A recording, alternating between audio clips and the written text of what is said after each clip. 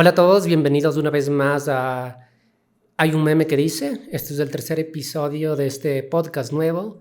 Y hoy estoy aquí justamente con Koya. Koya es una persona que trabaja en un montón de cosas, así que como siempre hago, prefiero como que la persona entrevistada se presente como preferiría que le conozcamos. Así que bienvenida Koya y adelante. Bueno, muchas gracias. Uy, es que es verdad, hago muchas cosas. Creo que, a ver, primero me identificaría como profesora, que creo que es de lo que más vamos a hacer. Entonces creo que soy docente universitaria, ya hace unos 4 años. Aparte de eso también me identifico eh, como política. Considero que he ejercido la política hace bastante tiempo en diferentes ramas. Eh, Desde la investigación, la parte académica, también en la parte electoral. Y siento que voy haciendo estudios en política en mi vida, entonces siento que siempre va a ser una vida política. Y de ahí creo que soy una cooperante. He trabajado en esa área durante 15 años de mi vida, entonces siento que es donde mejor experiencia puedo dar relacionada a todo lo que he hecho, así que eso, creo que eso podría decir. Chévere, muchas gracias. ¿Profesora de qué? Soy profesora en la Universidad de las Américas de política. Ahora estoy dando clases de cooperación internacional, de problemas, seminarios internacionales de ciencia política, he dado de política exterior, he dado relaciones internacionales, etc. Chévere, muchas gracias, muy interesante. Listo, entonces vamos directo al grano y ahí vamos a ir construyendo la conversación. Y es que hay un meme que dice que la gente de la CONAIE es terrorista. Entonces, digamos que empezamos con esta, sí, hay gente que lo dice, para un poco hablar de qué es la CONAIE y hablar luego de representaciones y muchas cosas más. Entonces, primero, algo que he hecho con las otras personas es como intentar entender probablemente quién dijo esto y qué significa, ¿no? Como esto, quién fue el enunciante de esto. Uy. Bueno, yo creo que hay que diferenciar mucho eh, a la CONAIE como organización y a los líderes actuales de la CONAIE, que creo que eso es algo muy distinto. Y he conversado con muchas personas que dicen, bueno, yo me sigo definiendo como CONAIE, pero en este momento no quiero formar parte por los líderes que ahorita tiene. Entonces siento que es algo válido. La CONAIE en sí es una organización de las más importantes en toda Latinoamérica y siento que ha hecho un trabajo inmensamente valorable, que tal vez es poco sabido, poco cuestionado y poco valorado en Ecuador, pero siento que más que nada ahora es como que está en el ojo público por los actuales dirigentes, ¿no? Sobre todo por el señor Issa, que creo que sí tiene como un montón de críticas él al lado. Yo creo que sí podría decir que el señor Issa es una persona que causa terror. Me parece que no sé si es que lo englobaría y le daría tanto poder en la parte como terrorismo. Veamos que terrorismo salió del 11 de septiembre y desde ahí se comenzó a instaurar.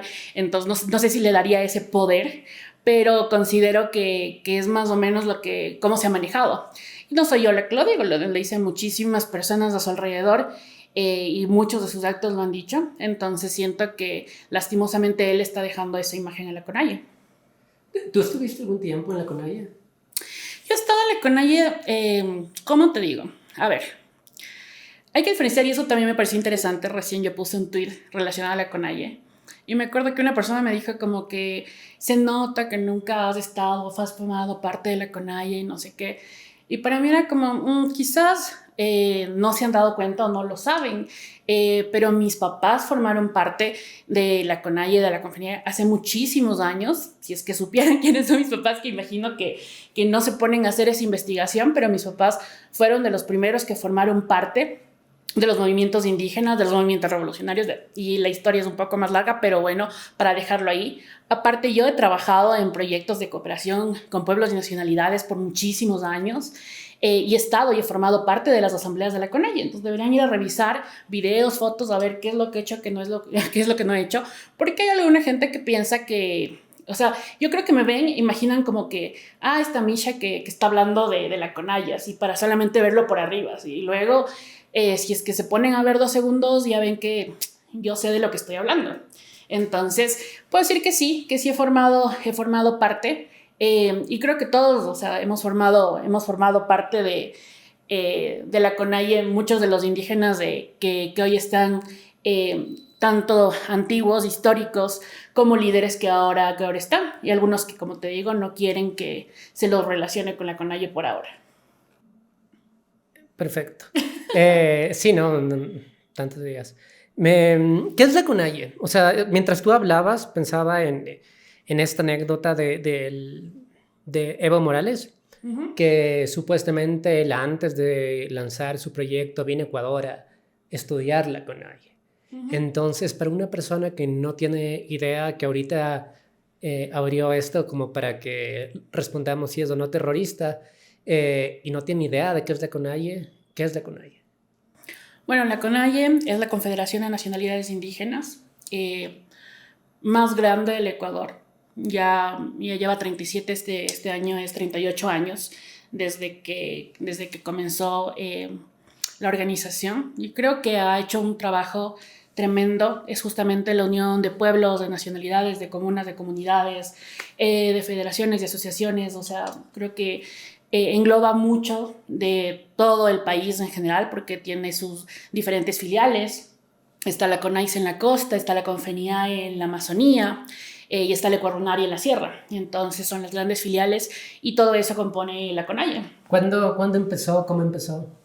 Bueno, ellos ya habían empezado antes de la CONAIE. Comienzan en los 80 más o menos, y comenzaron de la misma forma. Comenzaron justamente para poder reivindicar muchos de los derechos que han sido arrebatados y que siguen siendo arrebatados a los pueblos y nacionalidades indígenas, ¿no? Entonces creo que es una lucha. Siempre se ha hablado de esta resistencia de 500 años, que son como 529 años de resistencia, y nacen a partir de esto, ¿no? Entonces, primero crean otra confederación, luego actúan más o menos hace unos 6 años, y luego a partir de esa confederación crean la nueva CONAIE. Entonces, la CONAIE nace en el 86. ¿Qué tiene como objetivo incidir en políticas?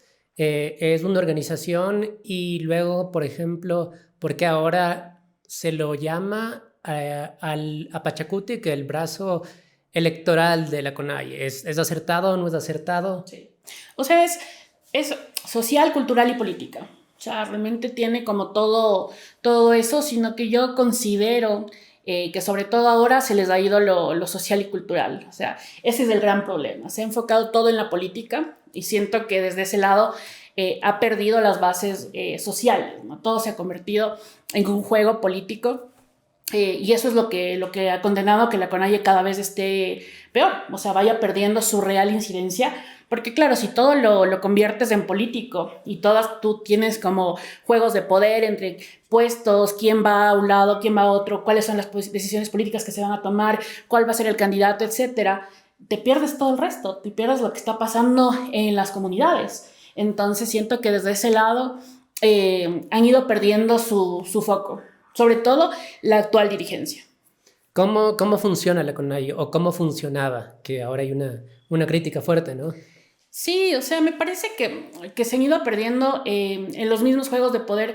Bueno, que todos, o sea, no es algo particular de la CONAIE, ¿no? No es que solo la CONAIE funcione así, o sea, los partidos políticos funcionan así, las organizaciones, o sea, en general en el Ecuador la política funciona así, lastimosamente. No es una cosa de la CONAIE en particular. Lo que pasa es que tú dices, bueno, a ver, si uno dice los pueblos y nacionalidades indígenas, quizás también con un romanticismo grande, también con un paternalismo enorme, pero tú dices, bueno, o sea, como tienen una relación más cercana a la naturaleza, tienen una visión más social, etcétera, etcétera. Entonces luego tú les ves en este juego político y dices, ¿qué pasó? O sea, se perdieron de justamente la parte social, que trata de siempre por el beneficio de los pueblos, y comenzaron a hacer por el beneficio propio de sus líderes. Entonces ahora ellos ya no van a negociar quiero esto para los pueblos, sino van a quiero estos puestos y estos otros para mi grupo y para mantener el poder de mí, o sea, de mi grupo de gente. En las siguientes elecciones, con los de ahorita y con los otros, con los de izquierda, con los de derecha, con los de centro, con todos. O sea, ya no tienen una visión ni una ideología. Te pueden decir en el discurso quizás nosotros somos de izquierda y pensamos de esto otro, pero no me dejarán mentir, no me dejarán mentir mis amigos que recientemente han ido a pedir puestos a la actual Secretaría de Pueblos y Nacionalidades. Entonces, si están tan en contra del presidente Noboa, ¿cómo así es que van y quieren ir a negociar puestos? Van y dicen, bueno, ¿y ahora cuál es mi puesto? ¿Dónde me pones? Etcétera.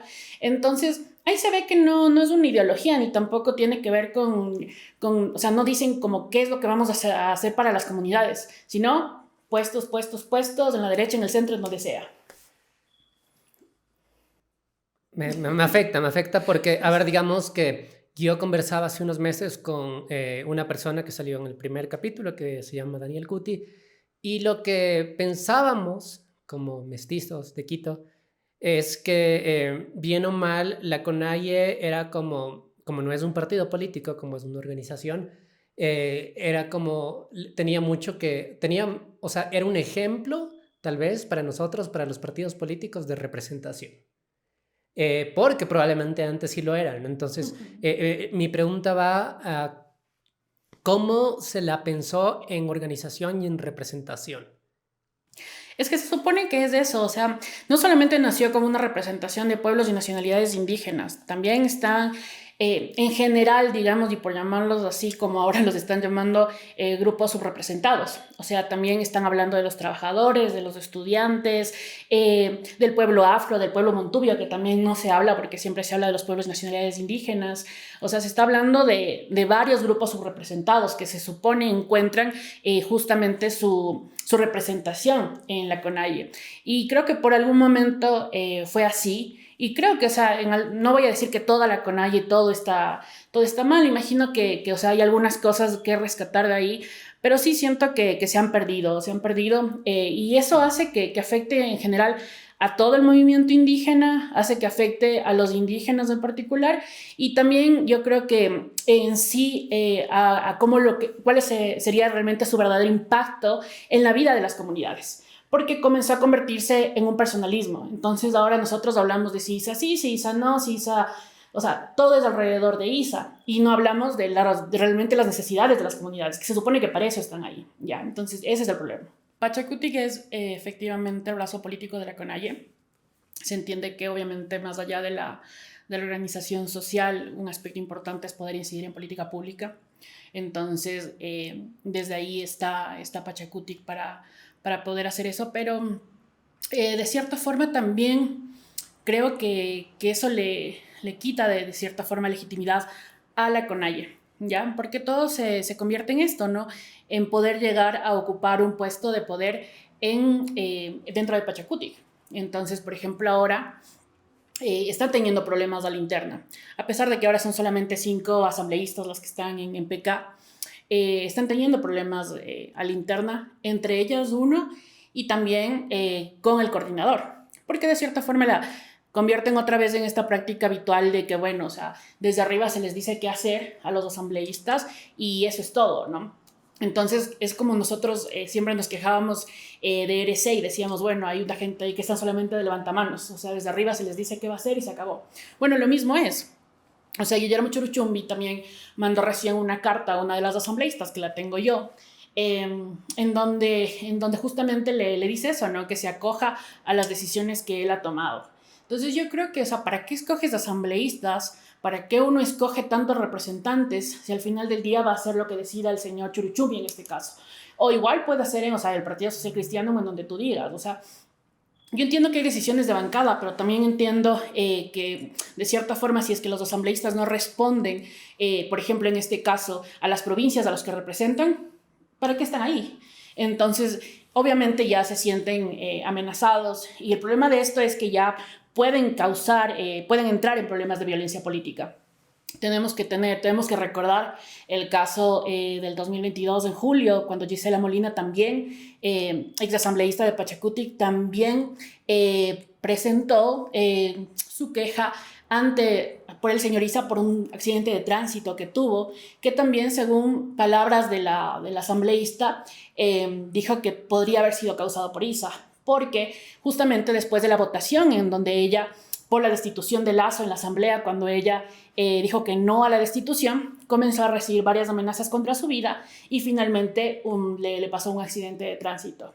Entonces, ya comenzamos a ver que, bueno, que no son solamente posiciones, sino que, bueno, este tipo de amedrentamientos ya hay varias personas que lo han denunciado, que lo han dicho. Entonces ya va más allá solamente de una imposición, sino que comienza ya a poder tener que ver con violencia política, literalmente. Entonces, obviamente todo esto pues tiene que entrar a investigación y justamente se les pide a las personas, a los asambleístas, etcétera, que sientan esto, que obviamente entren en estos procesos de denuncia, porque esto tiene que ser legal, pero ya te comienzas a dar cuenta que, bueno, o sea, ¿qué es lo que lleva el poder, no? O sea, ya pasas de una organización social de representación a una lucha por el poder, a ver quién llega, cómo llegan y cuáles son esos puestos que van a tener, ¿no? Entonces, eso es lo lamentable. Hemos hablado, ¿no es cierto?, de partidos políticos, de la CONAIE. ¿Qué significa para ti ser indígena en Ecuador? ¿Importa? ¿No importa? ¿Cómo se ve la política desde ahí? ¿Cambia? ¿No cambia? Sabes que recién estábamos conversando de eso con líderes indígenas y un poco hablaban de esto, ¿no? De que queremos como construir el indígena nuevo.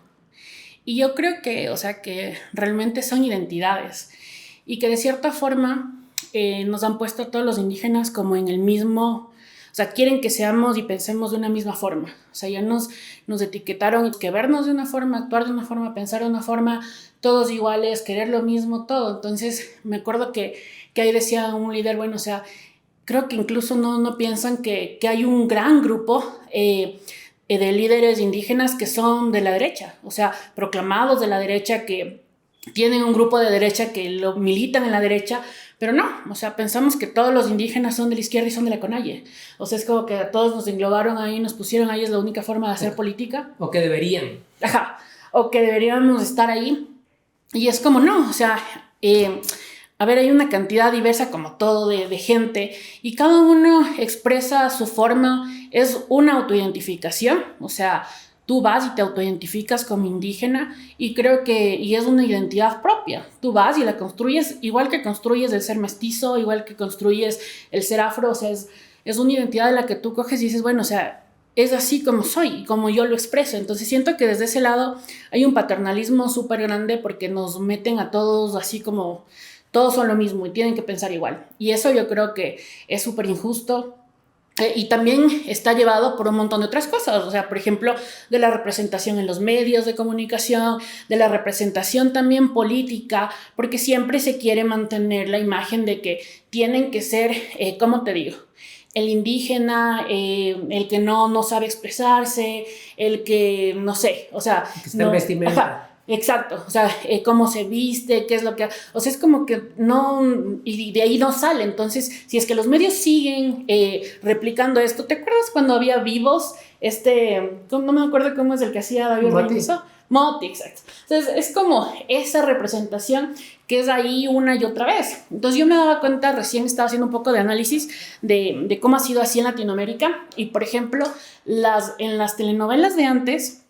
Te estoy hablando de cuando nosotros teníamos, o sea, 15, 16 años, era muy común que en las telenovelas se diga como que la India el India esto, o sea, lo decían públicamente. Entonces, obviamente, toda nuestra generación incluso creció pensando que, claro, decir India esto era un insulto y estaba mal, y, o sea, porque, claro, o sea, ¿me entiendes? Era una forma de insultar. Entonces, todavía no lo hemos sacado completamente porque yo siento que no nos da ganas de sacarlo tampoco. O sea... se quiere seguir manteniendo esta imagen de cómo debe ser el indígena, ¿ya?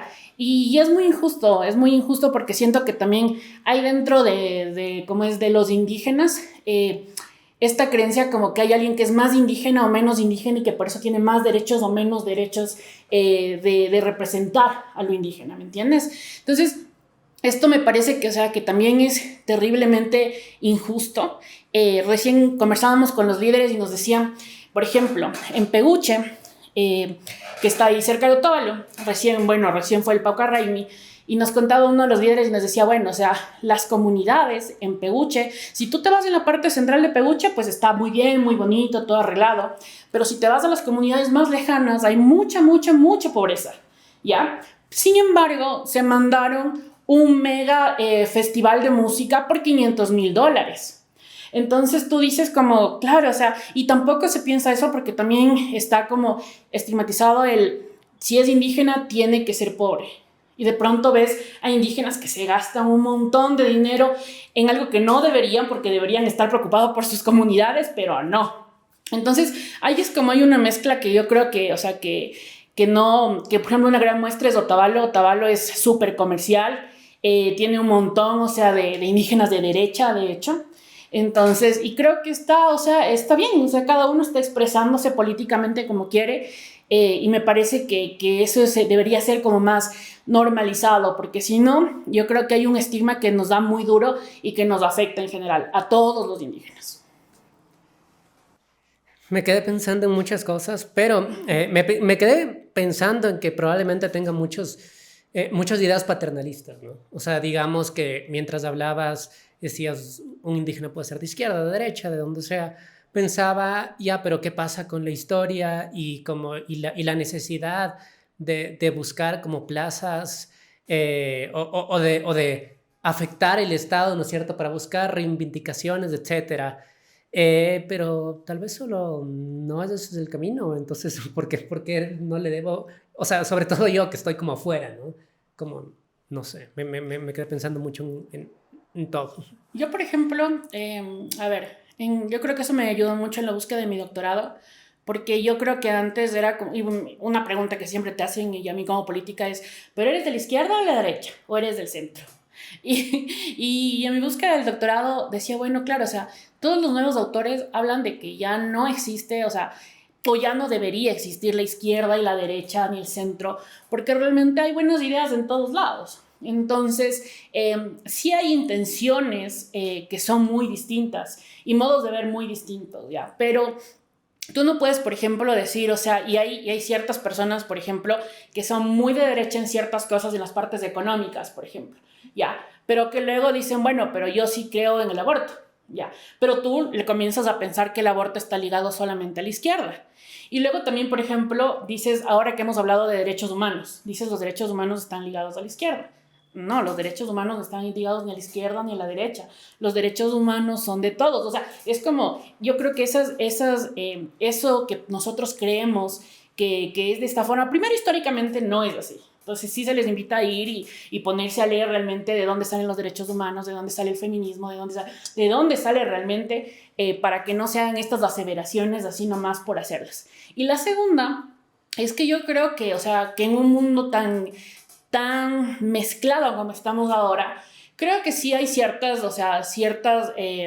reivindicaciones que van más allá de la izquierda. Ya. Yo creo que eso nos pasó, por ejemplo, cuando nosotros tuvimos la RC aquí 10 años.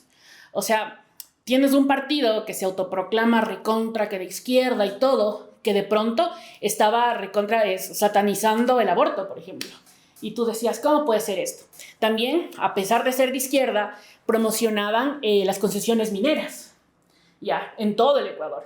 Entonces tú decías, bueno, o sea, ¿y cómo son de izquierda entonces? Ya, entonces, todos estos cuestionamientos son válidos, y por eso yo creo que la conversación tiene que pasar un poco más allá, porque nosotros no somos solamente A o B y se acabó. O sea, creo que hay buenas ideas en todo lado, y el satanizar el diálogo y la conversación es lo que nos tiene como nos tiene. El no poder sentarnos con diferentes pensamientos y poder sacar lo mejor para la población, para las comunidades, etc. O sea, el pensar como, yo como soy de izquierda soy bueno, entonces, o sea, y tú como eres de derecha eres el malo, entonces no, yo voy a defender lo mío, y entonces, y eso provoca una confrontación que nunca nos va a poder, dar como un diálogo, ¿me entiendes? Entonces, por eso estamos tan polarizados, y eso no es solamente a nivel de la CONAIE y los indígenas, a nivel de todo el Ecuador. Estamos así, no tenemos la capacidad de dialogar, o sea, es como, estamos totalmente hacia aparte. Eso. Sí, o sea, personalmente, yo sí creo en la búsqueda de ideologías para algunas cosas, Pero sí, sobre todo estoy en los últimos 5 minutos como sobre todo pensando en cómo yo desde el ser mestizo, como sí, tal vez eres demasiado paternalista para algunas cosas, sí, para alguna persona,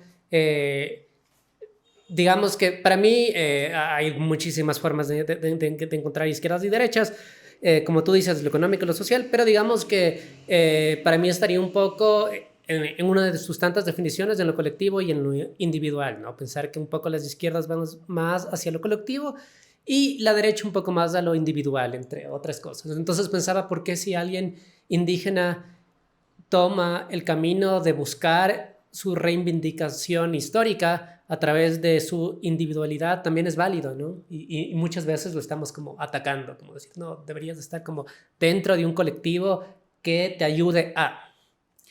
Es que yo creo que eso también es, a ver, o sea, tenemos los derechos colectivos y está bien, o sea, eso forma parte de los pueblos y nacionalidades, de las comunas, de las comunidades y está bien. Hay derechos colectivos, pero también hay derechos individuales, ¿no?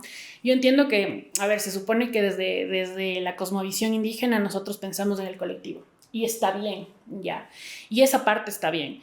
Pero tú te pones a enfrentar los problemas actuales y tú dices, bueno, o sea, ¿dónde está la comunidad ahora cuando hay estos problemas individuales? O sea, ya no hay eso sigue siendo una vista romantizada de cómo se viven las comunidades, o sea, ya no las hay, o hay en pocas comunidades, o hay quizás en comunidades que están más alejadas, pero tú ves, o sea, ahora las comunidades y tú dices, no, pues, o sea, ya no se vive así, o sea, no es que ahorita te roban en Otavalo, te roban en Riobamba, te roban en Colta y de pronto, o sea, toda la comunidad está pendiente de ti, o sea, es como hay en ciertas comunidades y cada comunidad vive de formas distintas, ya, o sea, pero pensar que todos somos así, eso también es un problema, o sea, yo me acuerdo que tuve esta misma discusión, si se puede, con uno de los líderes de la CONAIE, porque, claro, él, o sea, como justo lo que te decía, ¿no? Él como que se vanagloriaba de decir, bueno, lo que pasa es que nosotros somos los indígenas de las comunidades y no es como ustedes, los jóvenes, que ahora no saben nada de las comunidades y que nunca han estado ahí. Y como que nosotros fuéramos menos indígenas porque él sí era indígena porque él estaba en las comunidades.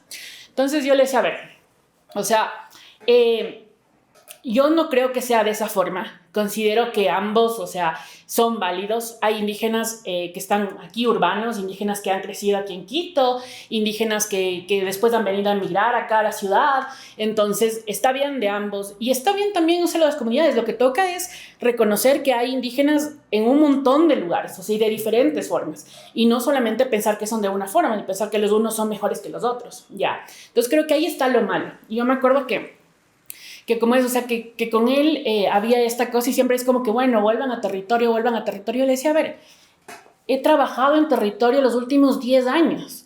O sea, yo hice mi doctorado, porque yo creo que él, y a veces yo siento que eso es un juzgamiento a mí por cómo me ven vestida o lo que sea, que piensan que, o sea, yo no he ido a territorio, no tengo idea, o sea, es como, no, vivo aquí. No es así, es como, he pasado 10 años construyendo mi doctorado sobre circunscripciones territoriales indígenas, sobre comunidades indígenas, sobre el impacto de las mineras en comunidades indígenas. He visitado territorio, o sea, lo conozco bien, entonces es como no, o sea, y es la visión también desde ese otro lado, ¿no? O sea, es como la visión de ti como líder, que piensas que yo, o sea, que de ley no visito a las comunidades, no sé de lo que estoy hablando. Y llega un punto en que, por ejemplo, me acuerdo que cuando estábamos llevando un último proyecto, uno de los líderes de la CONAIE me vino a decir como, tú tienes que entender que necesitas pedirnos permiso a nosotros para hablar con las comunidades. Y yo le dije como, wow, o sea, realmente tú crees que eres dueño de las comunidades, o sea, tú no eres dueño de las personas. Las personas son libres, o sea, de participar en lo que quieran participar, o sea, por ejemplo, era porque teníamos unos foros, unos talleres, y era como, son libres de participar, tú no eres dueño de eso. Y yo no te voy a pedir permiso a ti, no voy a pedir permiso a la CONAIE y no voy a pedir permiso a nadie para poder trabajar con las comunidades. Y si ustedes piensan eso, los que están mal son ustedes. Entonces, ese tipo de conversaciones somos a las que hemos llegado.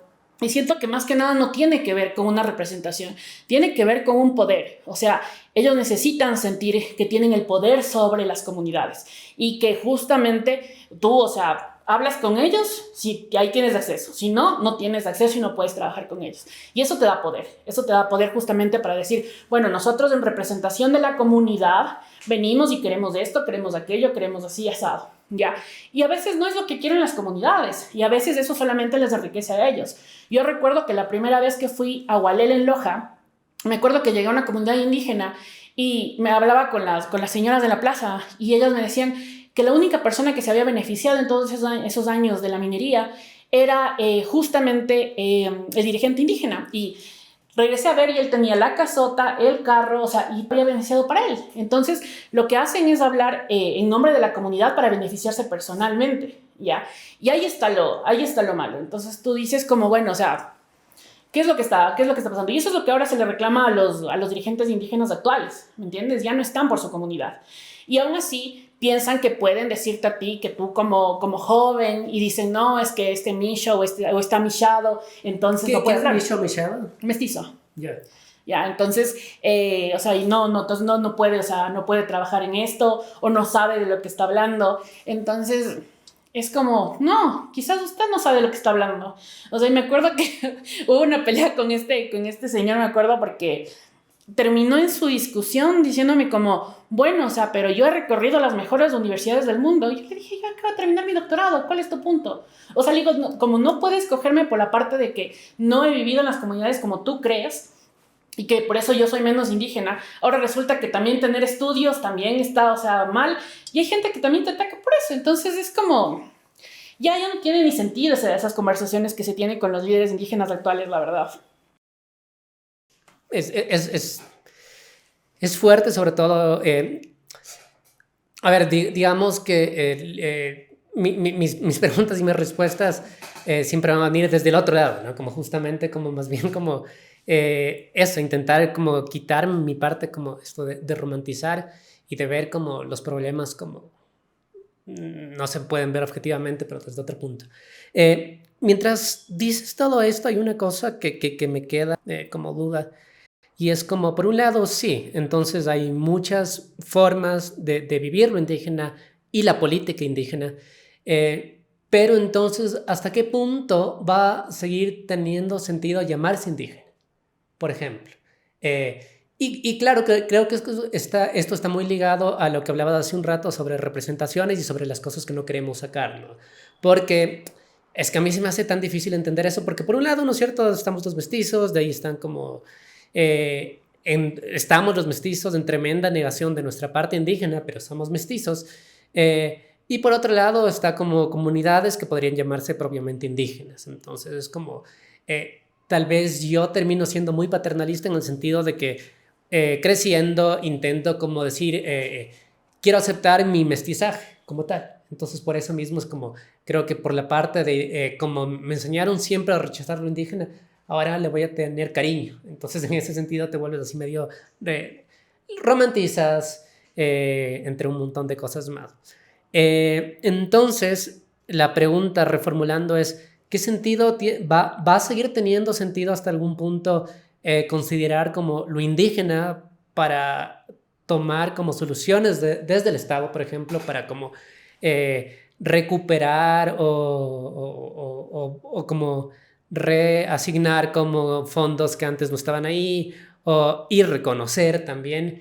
Y por otro punto también, ¿cómo empezamos a entender todo esto de lo indígena y lo indígena en lo mestizo y lo que tú querías decir, lo indígena que no queremos sacar, que no queremos hablar? Porque yo creo que mientras no resolvamos ese problema que está, y tú mismo justo decías, como hablabas de esas telenovelas, yo también ahorita soy profe de medios, y no creo o sea, a ver, como creo que a inicios de la anterior década y a mitades, como sentíamos que todo el mundo era súper progre, bla, bla, bla, pero el racismo y ese clasismo sigue ahí. O sea, yo no creo que, primero 15 años suena poquito, pero sobre todo diría que no se fue. O sea, si bien ya no está bien en medios, ¿no es cierto? Como decir, como tú dices, esta india de mierda, no está bien en medios, pero está bien como entre tu familia.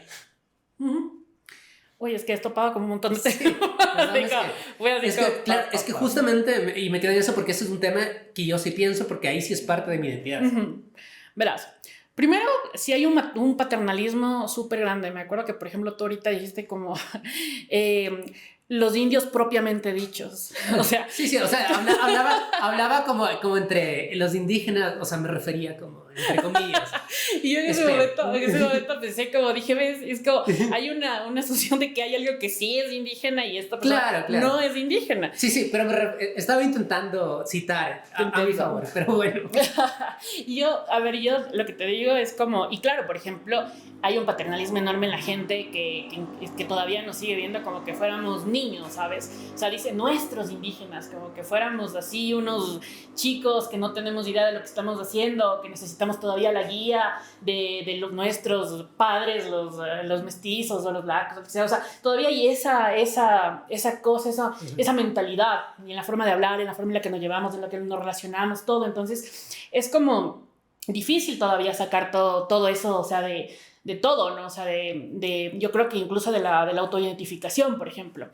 Yo creo que, por ejemplo, comienza mucho por ahí. Nosotros ahorita estamos hablando de que tiene que repetirse ese censo, ¿no? El pésimo censo que está mal hecho y que de adentro del INEG a mí me han dicho que realmente ellos también consideran que está mal hecho. Entonces, yo realmente creo que, o sea, se debe volver a hacer porque hay esto, ¿no? Hay un trabajo muy grande que hacer en la parte de autoidentificación. Ya, o sea, tú tienes, por ejemplo, a todas las generaciones más grandes que yo, que sufrieron un racismo estructural muy fuerte, muy duro. Te digo, por ejemplo, por mi papá, por mi mamá y después aún más por mis abuelitos. O sea, cada vez es peor así la historia, ¿no? Entonces, por ejemplo, mi papá, a él le decían en el colegio Montúfar que tiene que cortarse el pelo. O sea, y que si no, y le pegaban durísimo acá para que se corte el pelo. Hasta ahora, él no está... Pero, o sea, tuvo que vivir eso en clases, imagínate. Entonces, crecer con eso de tener que estar avergonzado de tu pelo, o sea, todo eso tuvo que vivirlo. De ahí, por ejemplo, mi abuelito no podía subirse a los buses porque había ciertos buses, o si es que le aceptaban alguno, no podía ir sentado, porque los asientos eran para los mestizos, no para los indígenas.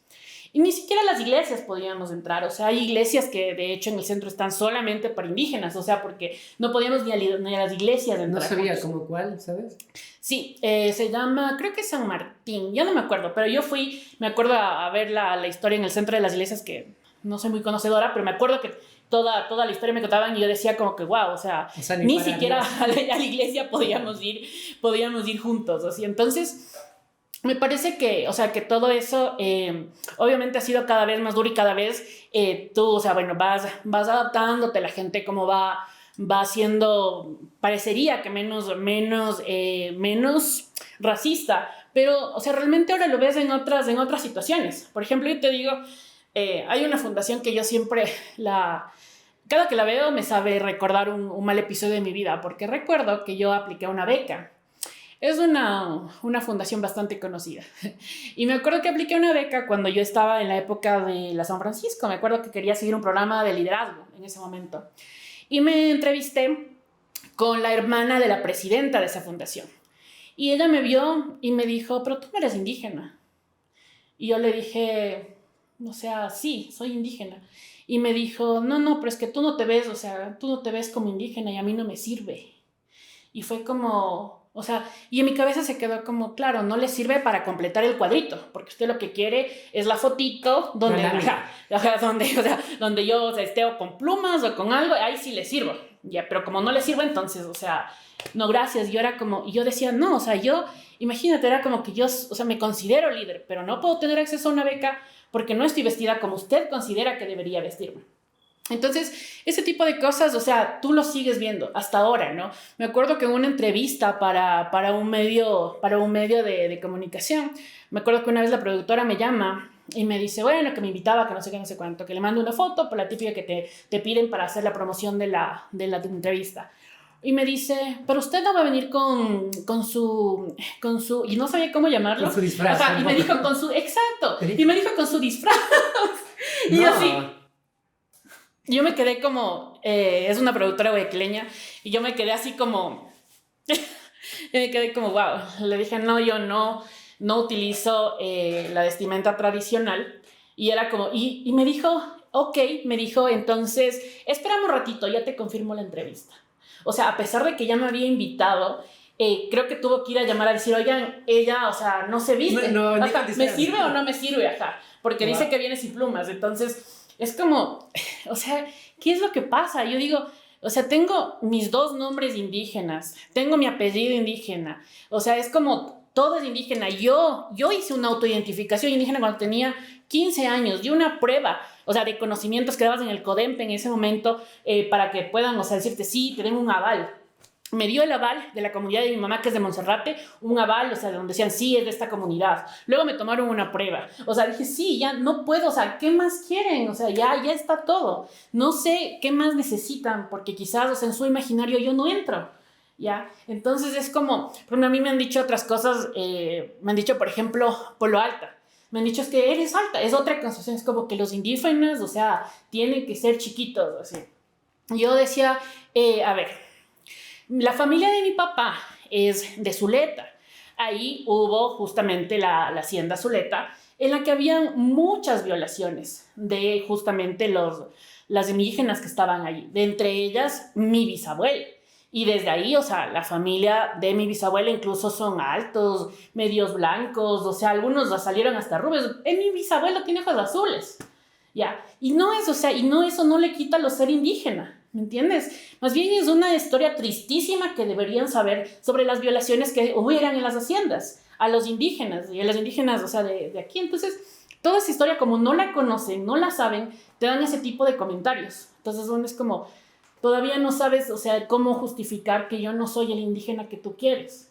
Y yo creo que en gran parte de eso, por lo que decías, porque lo que tienes es mote y ya. O sea, y ya, porque digamos como antes de eso nada. Hay justo un libro que sacó un profe de la Andina, que fue mi profe en la U también, sobre miradas documentales de lo indígena, y justo él intenta como ver esa transición que hubo desde que se pudo grabar. Entonces, claro, al principio, y él te va explicando las diferentes formas, como era el buen salvaje, no, era el salvaje, así como el de... Y luego termina siendo el patrimonio, ¿no? O sea, entre un montón de pasos más, como el de ahora, como, ay, qué lindos. Y creo que justo responde a lo que te dicen, porque es como, ay, qué lindo tú, pero ven así, o sea, como ven y hablemos. Y lo que pienso, inevitablemente, es como, te dicen, ya, creo que no te podemos aceptar esta vez por indígena, o sea, no eres lo suficientemente indígena, pero en cambio... ¿Qué tantas cosas más te excluyen por indígena en el mundo? Que es como, me excluyes de todos los lados.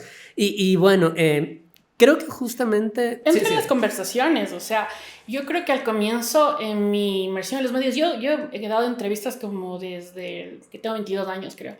Pero las primeras entrevistas siempre eran del lado de esa parte. Hable de lo social. Usted hable de las comunidades, usted hable, o sea, a mí no me llamaban para hablar de lo económico, no me hablaban, o sea, para llamarle a política pública, no, o sea, de la seguridad, de nada. Era usted hable, o sea, de la parte así como, o sea, de la parte social, así, o sea, porque usted como es indígena, usted sabe de esas partes nomás, ¿no es cierto? No tiene como conocimiento de otras cosas un poco más.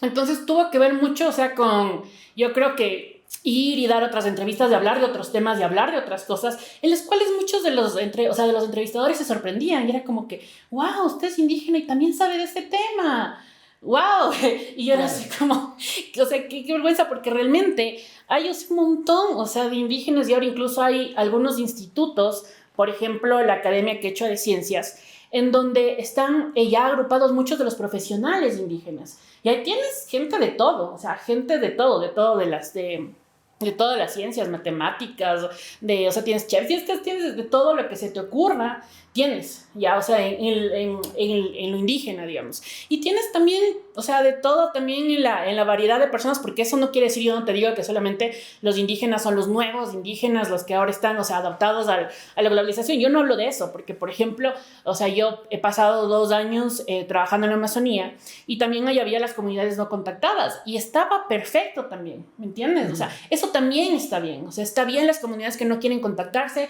está bien las comunidades que quieren estar y conservar, o sea, como quieran conservarse. O sea, yo, por ejemplo, en las clases que doy de cooperación al desarrollo, hablo de eso, hablo del concepto de desarrollo.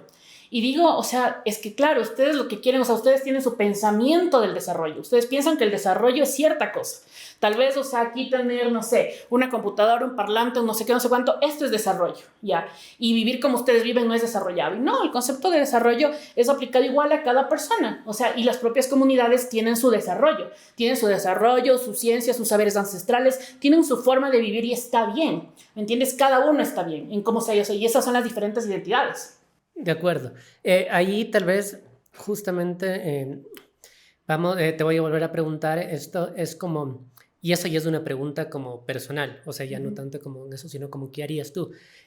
Porque hablaste justo desde tu bisabuela, tu abuelo, tus papás, que son unas clases como de exclusión súper grandes, súper como violentas, que te están sacando del Estado, de los derechos en general. Ahora, ¿no es cierto?, entendemos que hay muchas formas más. Sí, o sea, creo que aunque existe el racismo, aunque los ecuatorianos sobre todo neguemos lo indígena, en comparación hace un tiempo, sí, digamos que ha disminuido algo. O sea, sí, te puedes sentar en buses, etcétera. O sea, no estoy diciendo que bestia, que inclusivos somos, pero ha cambiado algo en algún punto. No lo sé, no te creas, verás. Yo, por ejemplo, recién me sentí como súper tocada con un tema. Me invitaron a conversar acerca de la situación del país, en una conversación cerrada, con líderes de opinión, y estábamos en un hotel conversando.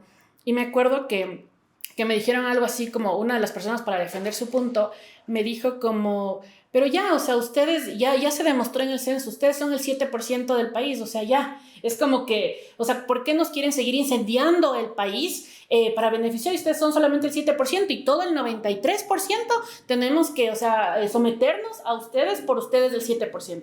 Entonces, si es que quieren, o sea, que se respeten sus derechos, manden un representante, ganen votaciones y ahí ya pueden hacer lo que ustedes quieren. Y yo dije, Dios, o sea, ¿por qué? ¿Por qué me encuentro con esta gente? Porque digo, verás, primero, bueno, como digo, el censo está mal hecho. Igual, así fuéramos del 1%, o sea, lo que acabas de decir es como totalmente racista, o sea, excluyente, discriminador, o sea, es horrible. Tú, así seas el 99%, no puedes decirnos a nosotros, o sea, convivir y violar y violentar nuestros derechos.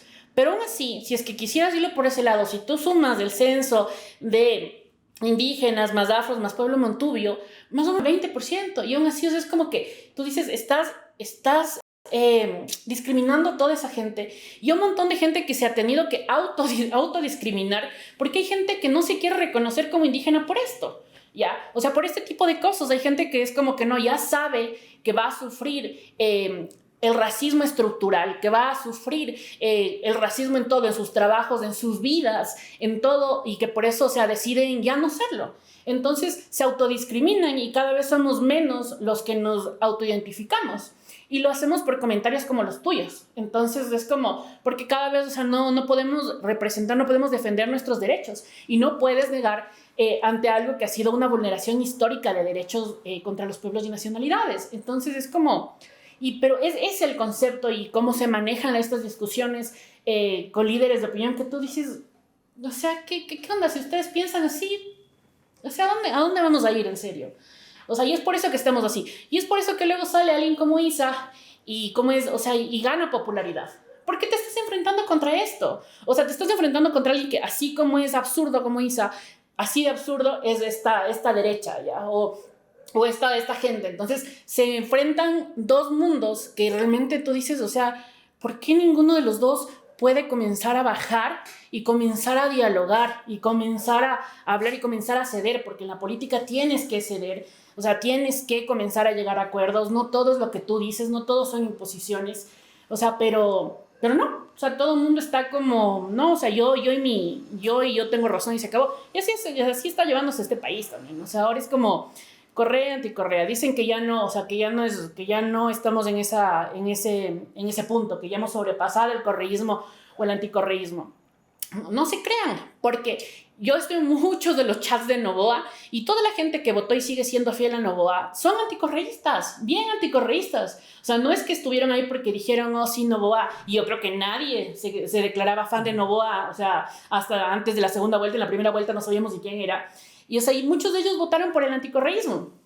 Y la otra parte es, ya los vamos a ver, porque ahorita en estas elecciones que vienen se están presentando como 3 opciones que representan al correísmo. O sea, están lanzando como 3 opciones, están lanzándose las múltiples izquierdas que lo único que quieren hacer es dispersar el voto y luego coger y sumarse para presentar el candidato de la ARC.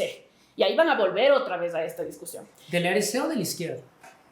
Yo creo del ARC, porque ellos tienen más, o sea, tienen más... las otras izquierdas están un poco, de cierta forma, desinfladas. O sea, ya igual el movimiento que llamamos como el movimiento indígena, pero yo también tengo toda una discusión alrededor de eso, pero bueno, o sea, el movimiento indígena ha ido perdiendo bastante puesto. Ya no es el movimiento indígena del 2019, del 2022, ha ido perdiendo bastante peso, o sea, el peso que tenía antes. Tú veías incluso en las encuestas y, o sea, ISA aparecía con bastante votación. Ahora ha ido perdiendo espacio y yo siento que es, o sea, culpa de él mismo. Entonces, y culpa del bloque de alrededor que tiene de él, ¿no? Entonces, yo no siento que él ahorita tenga y yo sé, o sea, y sé que adentro saben que no van a ganar si es que ellos le lanzarían a Lisa como candidato. Entonces quieren mantenerlo en la palestra, han hablado de un 2029, entonces, y ahorita se van a lanzar, o sea, por lanzarlo si es que terminan lanzándolo. Entonces, es eso, o sea, entonces ya hace tiempo se sabe que va a terminar siendo el que escojan el EDC, porque es desde donde tienen más votos. Y las otras izquierdas se han ido perdiendo, o sea, y lastimosamente, ¿no? De acuerdo. Para ir cerrando, o sea, yo podría hablar como durante horas, pero la gente no se va a quedar. Y a ver, este es un comentario del que yo no tengo ningún estudio ni nada y los lanzo desde la barriga, ¿sí? Pero ponte, para mí mucho esto de correísta, anticorreísta, lo que esconde también es lo cholo versus lo no cholo, ¿me cachas? O sea, es como la gente también, y eso digo por mis círculos, asocio mucho al correísmo y a Pachacute y a lo indígena como un solo círculo, ¿no? Es como es de esa gente que no es gente de bien, que están ahí.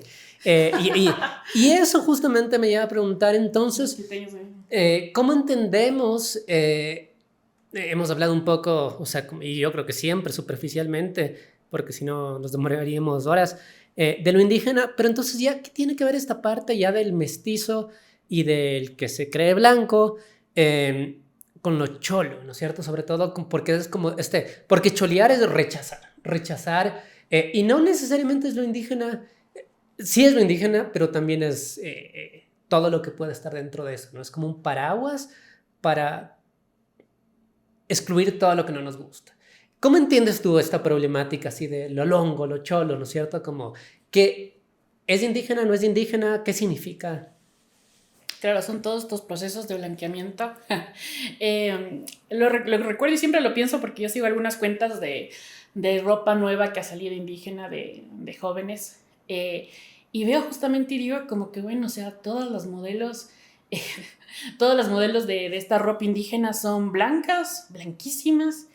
Y no, o sea, no hay una que sea menos de blanca. Y digo, wow, o sea, es como que quieren, o sea, traspasar esto y justamente y entrar en este proceso de blanqueamiento de cómo nos deberíamos ver. Por lo menos que se vea, o sea, bonito y lo llevan a la parte estética de lo blanco y lo negro y lo blanco es, o sea, bonito estéticamente, ¿ya?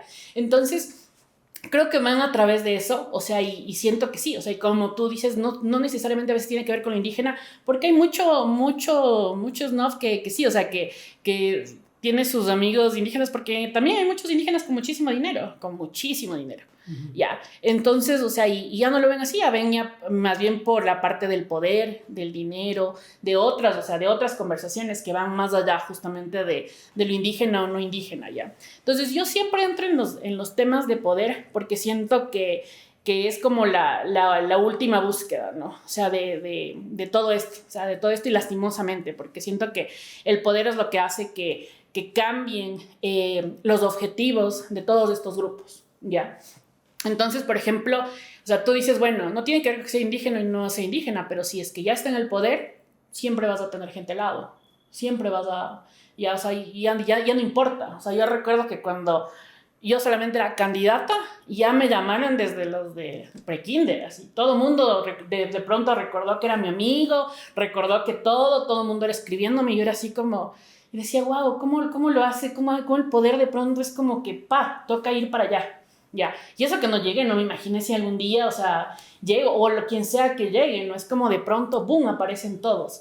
Entonces yo creo que, o sea, y esas conversaciones ya son mucho más allá de lo indígena o no indígena. Sí hay un desprecio por lo pobre, por lo Tal vez es lo pobre cholo, al final, ajá. ¿no? Sí, o sea, y ahí tienes que ver también, o sea, qué es lo que se considera pobre. O sea, qué realmente es, por ejemplo, a ver, nos vamos como a necesidades cubiertas básicas o nos vamos a través de lo que nosotros consideramos desarrollo o nos vamos como, por ejemplo, a calidad de vida. O sea, ¿qué es lo que consideramos realmente pobre? ¿Ya? Porque, o sea, por ejemplo, en otros países se comienza a medir a través de otros indicadores y eso tiene mucho que ver también en la forma en la que medimos la pobreza, en la que medimos la pobreza, en la que cuantificamos lo que somos. Yo creo que aquí, por ejemplo, o sea, no... Hay muchos índices que, por ejemplo, se van manejando en el mundo acerca del índice de la felicidad, ¿ya? Y que te consideran, o sea, realmente con lo que tú tienes, ¿te sientes feliz? O sea, a pesar de que tú estés, por ejemplo, no sé, puede ser en una casa sencilla o puedes estar en una casa de 2 pisos de una mansión y sentirte tremendamente triste. O sea, eso no tiene como mucha comparación y por eso hay como otras preguntas más allá acerca de cómo tú te sientes. Y, por ejemplo, yo lo pensaba desde ese lado porque muchas de las veces que nosotros íbamos a las comunidades a trabajar, había gente que no tenía suelo, sobre todo en la costa, había gente que no tenía suelo, pero tenía una televisión de 40 pulgadas o hasta de 50. Tenía el DirecTV afuera. Entonces tú decías como, o sea, esa gente no pensó que lo que necesitaban era suelo. Nosotros pensamos que lo que necesitaban era suelo. Quizás ellos lo que les hacía feliz era ver la telenovela. ¿Me entiendes? O sea, es como, y es como y vuelves a decir, claro, todos pensamos que la pobreza, que la riqueza está por esto, por esto, por esto. Y todo eso son imaginarios acerca de lo que, y más que nada tiene que ver con lo que tú crees. Ahora que sí, hay, por ejemplo, necesidades básicas y eso, por ejemplo, se ve lastimosamente más en las poblaciones indígenas. Eso sí es cierto, o sea, es cierto, son comunidades que viven mucho, mucho en la pobreza y cuando tú vas, o sea, por ejemplo, a comunidades muy arriba de las montañas, es horrible, tú dices, o sea, como es horrible cómo el Estado les ha dejado totalmente en el abandono, ¿no? O sea, a esta gente no llega nadie, no llega ni el MIE siquiera, o sea, no llega nadie porque a veces no hay ni siquiera vías de acceso. Entonces, todo esto es, o sea, y va más, pero va en conversaciones mucho más profundas, perdón, alrededor de si es indígena o no es indígena, sino va alrededor de la gente, o sea, alrededor de la gente, de la pobreza, del campesinado, es como... Sí, de acuerdo. Es que es un término que como es como un paraguas de muchas cosas, De muchas cosas. pero tal vez sí la pobreza, nunca lo había pensado y creo que va por ahí. Listo, para ir terminando, última pregunta. Primero, entonces, después de todo esto y de las múltiples formas que podemos como hacer o no hacer política, necesitamos políticas públicas desde el Estado más como, no sé si la palabra es inclusiva o pensado en lo indígena. Y empezamos con la CONAIE, ¿no es cierto? También cerrémoslo con la CONAIE. Sí, ¿no es cierto? Ya no es este partido que antes representaba como a más personas. ¿Qué piensas hacer tú personalmente? O sea, ya no en relación a la CONAIE, sino como desde tu identificación. Entonces, la primera, ¿no es cierto? ¿Creamos o no creamos políticas? Esto ya es tal vez una pregunta muy personal. A ver, yo creo que hay formas de hacer política, hay modelos de hacer política. Cuando se lanzó el Summa Causa, era una forma de hacer política, pero es una forma de vida que se transformó lastimosamente en un discurso y abandonó realmente la forma de vida por ponerlo en un discurso político. Ya, entonces y bajo el Summa Causa y se cogió y se puso y se dijo cualquier cosa y se abogó por un montón de cosas y yo siento que nunca se entendió y se robó ese concepto. Ahora, si es que tú realmente vas y vives y dices, bueno, o sea, ¿cómo es que viven el Summa Causa y, o sea, los pueblos indígenas? Comienzas a entender y dices, ok, o sea, es de esta forma. Ahora es una propuesta, como puede haber múltiples propuestas de llevar, o sea, las políticas públicas en general. Entonces, Sí siento que tenemos que reconciliarnos aquí en el Ecuador, porque el Ecuador es un estado plurinacional. Y nosotros creo que esa parte es más allá de la Constitución, jamás lo hemos podido vivir. O sea, no lo podemos vivir, no lo reconocemos, no está en ningún lado, no está en la educación, no está en la forma de representación, no está en la forma de decisión, porque no están en las asambleas, no está en ningún lado. O sea, básicamente la plurinacionalidad se quedó en el olvido.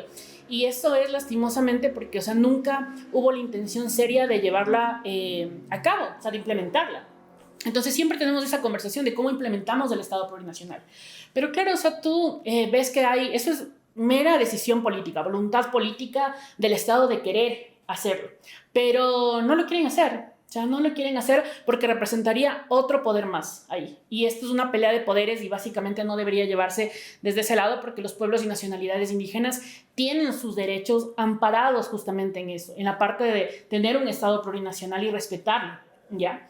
Y eso tiene que ver en la educación intercultural bilingüe, en la economía comunitaria, en la consulta previa libre e informada, o sea, en la salud intercultural. O sea, hay tantos temas que derivan de la parte del Estado plurinacional que no es solamente una cosa y una cuestión de un par de políticas, es todo un Estado que tiene que cambiar y adaptarse a la realidad que tienen como población, ¿ya? Entonces, obviamente, o sea, como población deberíamos pensarnos de otra forma. O sea, y deberíamos aceptar eso que tú dices, no nos aceptamos, nuestra parte indígena no la aceptamos, o sea, no la queremos ir, no la aprovechamos, no nos gusta, o sea, mientras más, no sé, mientras más, por eso decimos mejorar la raza, mientras más blancos, ojiazules, altos, lo que sea, mejor, o sea, no queremos, o sea, nada. ¿Ya? Entonces, esa parte yo creo que hay modelos de hacer política que nosotros necesitamos implementarlo y creo que hay otros lugares en los que se ha implementado de mejor forma. Siento que en Bolivia la parte del Estado plurinacional se ha implementado de mejor forma. No digo que es un modelo exitoso, o sea, siento que hay algunas partes que mejoraron muchísimo, hay otras que no, pero siento que podemos tomar modelos para poder implementarlo y hacer algo bien relacionado a las políticas públicas. En la parte personal, sabes que esa parte siempre me lo he cuestionado y me lo cuestiono como a diario. Cuando yo me lancé la primera vez en algo político, fue en la San Francisco, en donde nos conocimos y me lancé a la presidencia de la San Francisco. Y me acuerdo que mucha gente me decía esta cosa, ¿no? O sea, ¿por qué no te lanzas como? Porque siempre hay como estos, no voy a decir como clichés, pero estos como la candidata indígena, ¿sí me entiendes? Como la candidata feminista, la candidata ¿ya?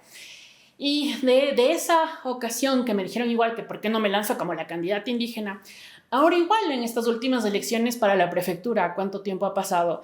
Ahora igual es por qué no te lanzas como la candidata feminista o como la candidata tal, o sea, así, ¿no? Para enmarcarte. Y ahora, ¿por qué no? Porque siento que, a ver, o sea, lo indígena es algo que yo soy, ¿ya?